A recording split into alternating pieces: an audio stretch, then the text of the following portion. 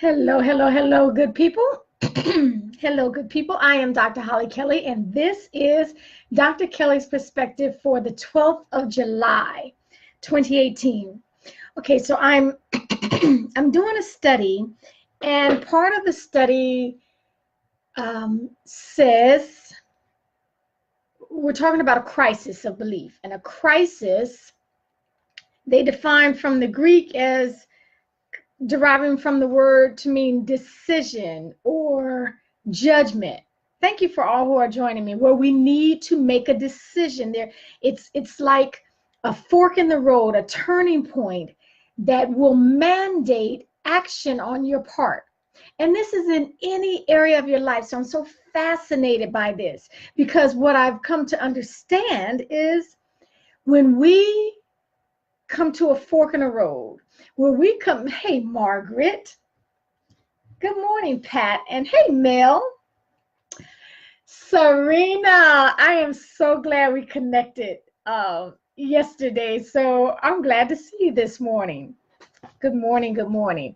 Listen, there will come a point in time in our life, especially in all the areas, the 5 areas that I break life into: your spirit life, spirituality, your financial health, your physical health, your relationships, and your profession.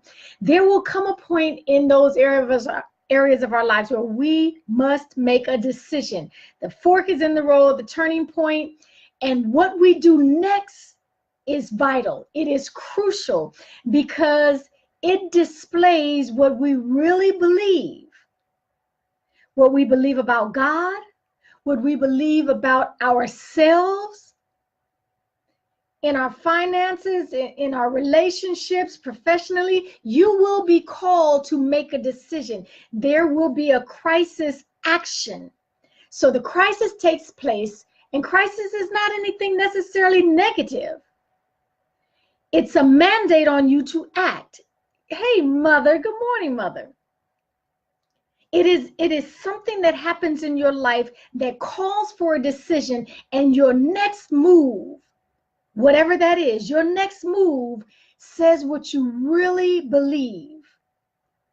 So even if we've been saying, oh yes, I am confident and I got this, I got it going on, I know I can handle this, when that decision mandates an action from you, if you turn and run back into your comfort zone, you're not as confident as you really believe you are, even though you've been saying it.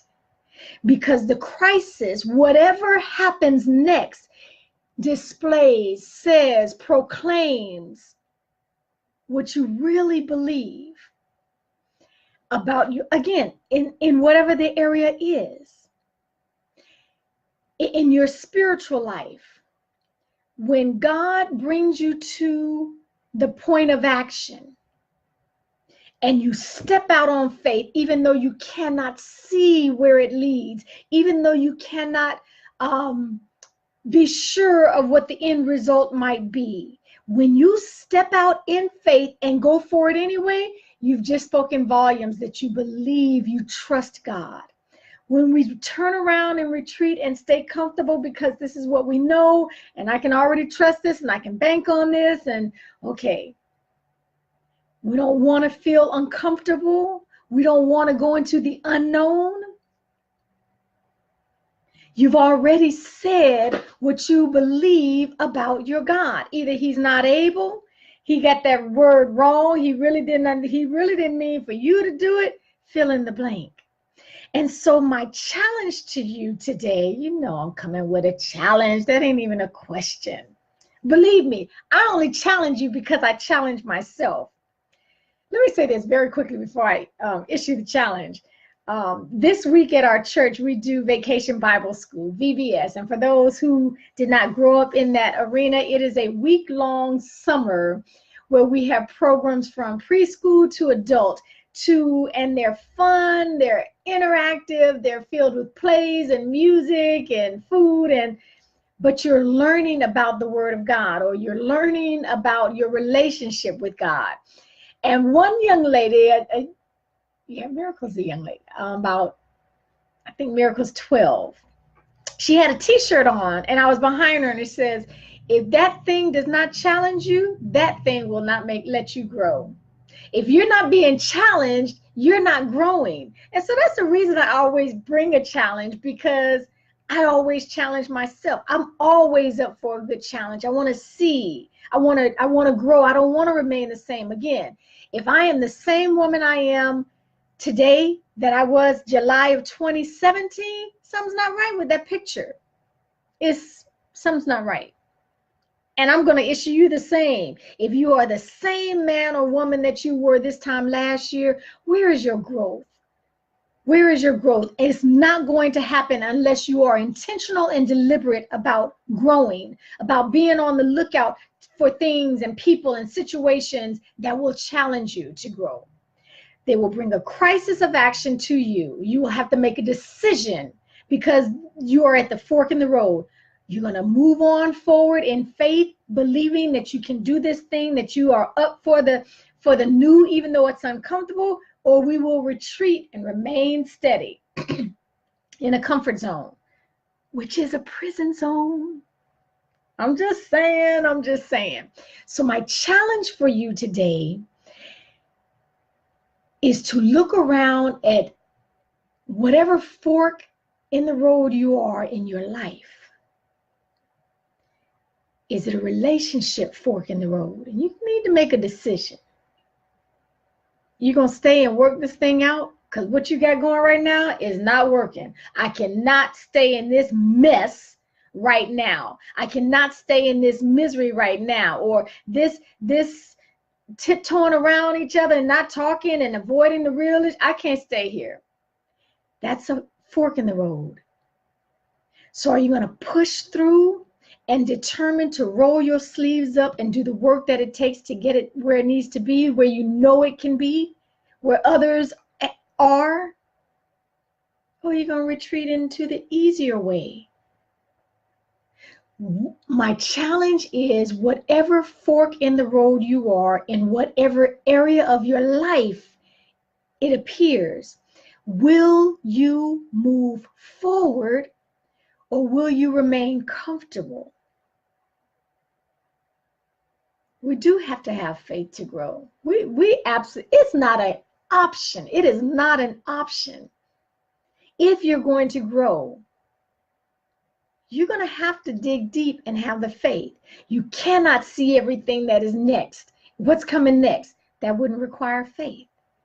And so my challenge to you is, now that the fork in the road is here, you have come to it, what are you going to do? The decision is yours, but the next action you take truly displays what you believe. Hey, Leonard, it displays what you believe, not what you've been talking about, not about what you've been portraying, what you truly believe, because we can get so good. We can fake and front, put up a facade for years. At the decision point, what you do next says what you truly believe. Okay, my challenge is to make it match. I'm hopeful that it will match.